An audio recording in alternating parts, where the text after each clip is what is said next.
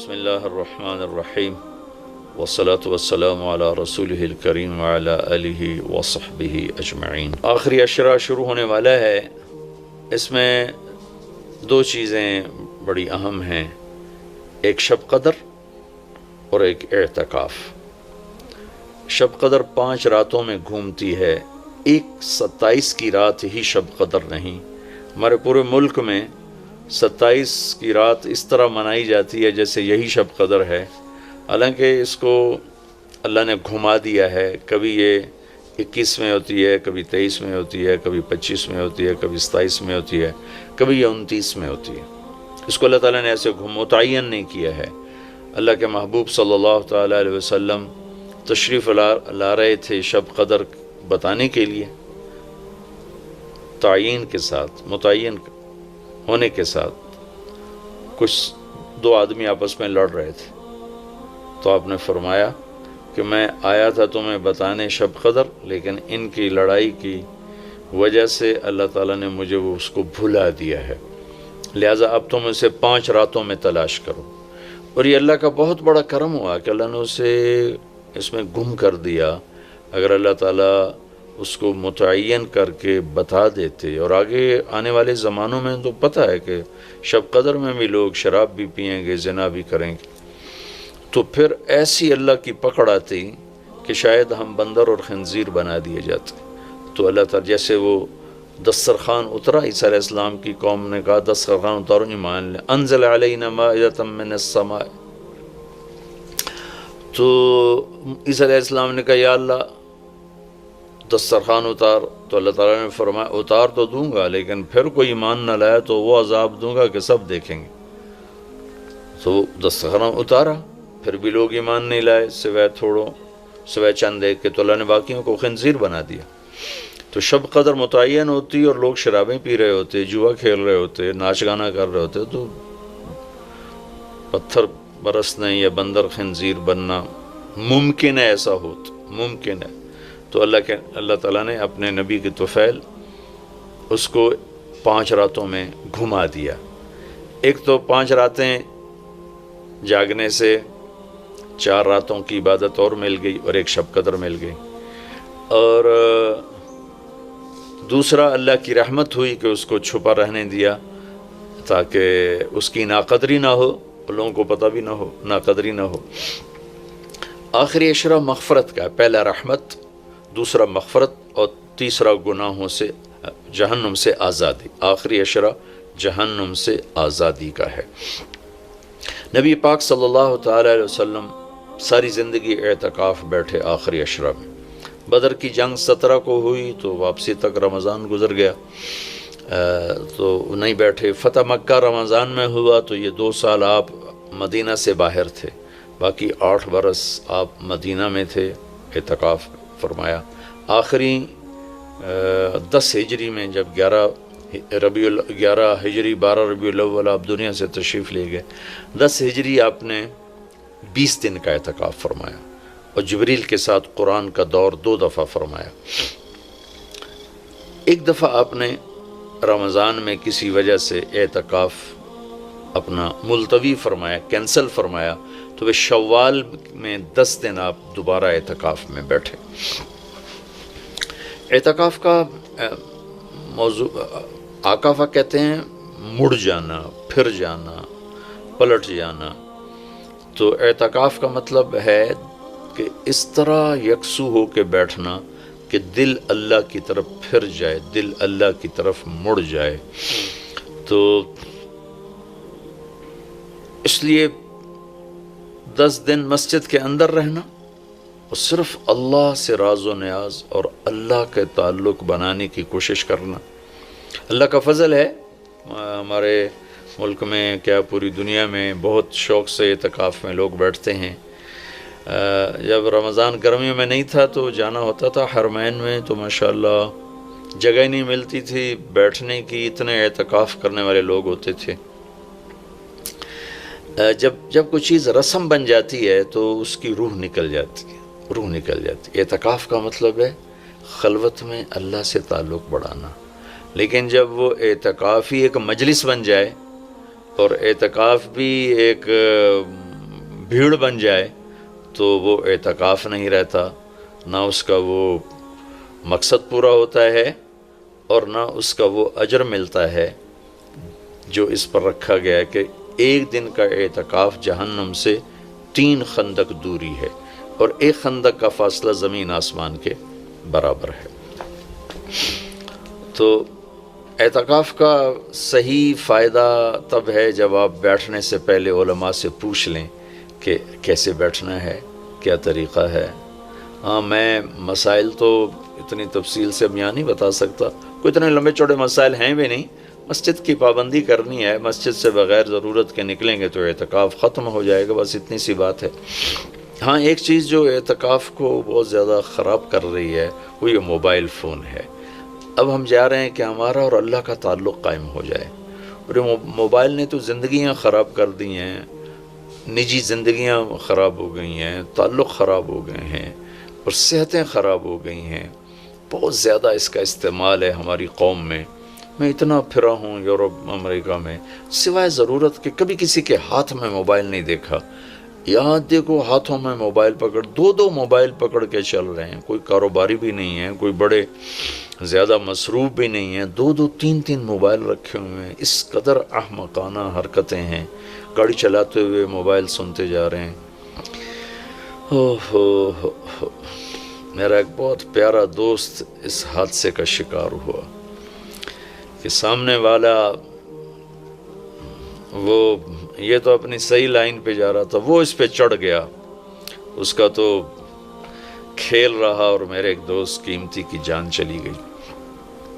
تو ہمارے یہاں بہت بے احتیاطی ہے۔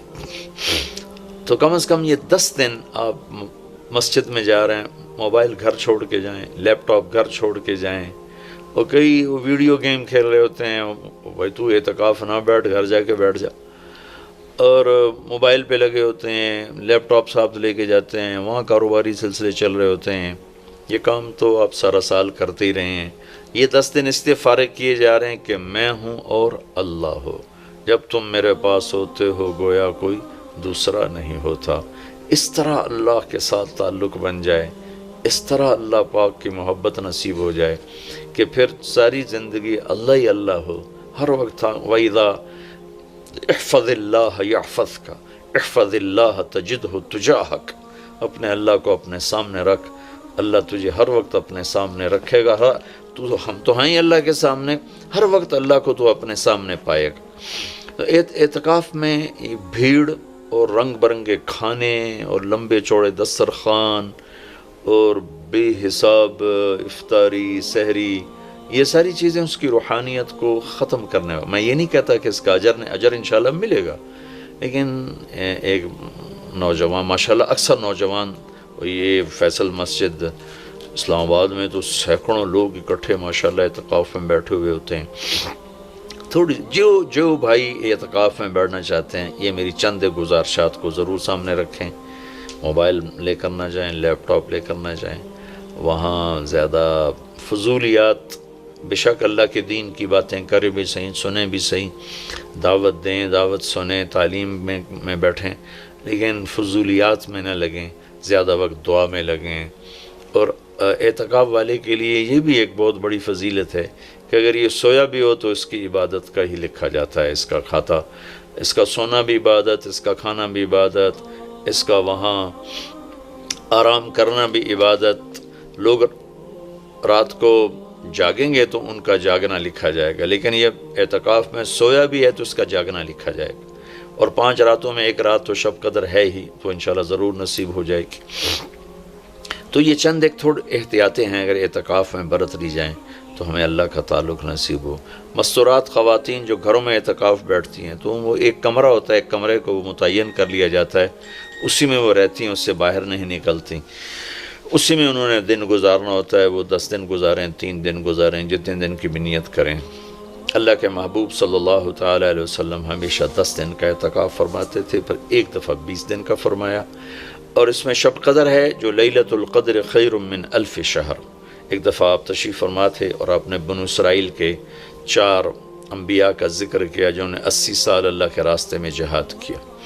تو صحابہ نے کہا بڑے غم سے، یا رسول اللہ ہماری تو عمریں ہی 80 سال نہیں ہوتی، تو اللہ نے اسی وقت یہ آیت اتاری، لیلۃ القدر خیر من الف شہر انا انزلناہ فی لیلۃ القدر وما ادراک ما لیلۃ القدر لیلۃ القدر خیر من الف شہر، کہ میرے محبوب ہم آپ کی امت کو ایک رات دیتے ہیں جو 80 سال سے زیادہ بہتر ہے، 1000 مہینوں سے زیادہ بہتر ہے، تو 1000 مہینے تو 80 سال سے بھی زیادہ بن جاتے ہیں۔ تو کوئی خاتون، کوئی مرد، کوئی عورت، کوئی بچہ بچی، بوڑھا جوان، ایک رات، وہ 5 راتیں ہیں۔ آج کل تو ہمارے بچے سوتے ہی نہیں ہیں، ایسے وہ کمپیوٹر الٹے چل گئے ہیں کہ راتوں کو جاگتے ہیں، دن میں سوتے ہیں۔ تو یہ 21، 23، 25، 27، 29 5 راتیں اگر جاگ لیا جائے، کچھ قرآن پڑھ لیں، کوئی تلاوت کر لیں، کوئی ذکر کر لیں، کوئی نماز پڑھ لیں، کوئی دعا مانگ لیں، اعتکاف میں دعاؤں کا اہتمام کیا جائے، اپنے لیے مانگیں، اپنے گھر کے لیے مانگیں، اپنے شہر کے لیے مانگیں، اپنے صوبے کے لیے، اپنے ملک کے لیے، پوری امت کے لیے، پوری دنیا کے انسانوں کے لیے۔ ساری دنیا کے انسان، 700 کروڑ انسان ہمارے انسانی بھائی ہیں، ہمیں ان کے کفر سے نفرت ہے، ان کی ذات سے نہیں، ہمیں ان کے جرم سے نفرت ہے، ان کی ذات سے نہیں، ہمیں مشرک کے شرک سے نفرت ہے، اس کی ذات سے نہیں، ہمیں شرابی کی شراب سے نفرت ہے، اس کی ذات سے نہیں، ہمیں ظالم کے ظلم سے نفرت ہے، اس کی ذات سے نہیں۔ اللہ ان سب کو ہدایت دے دے، یہ جنت میں چلے جائیں تو ہمارا اس میں کیا نقصان ہے؟ وہ جنت میں جائیں گے، اللہ کے نبی خوش ہوں گے، اللہ بھی خوش ہوں گے۔ وہ جہنم میں جائیں گے تو اس میں ہمارا کیا نفع ہے؟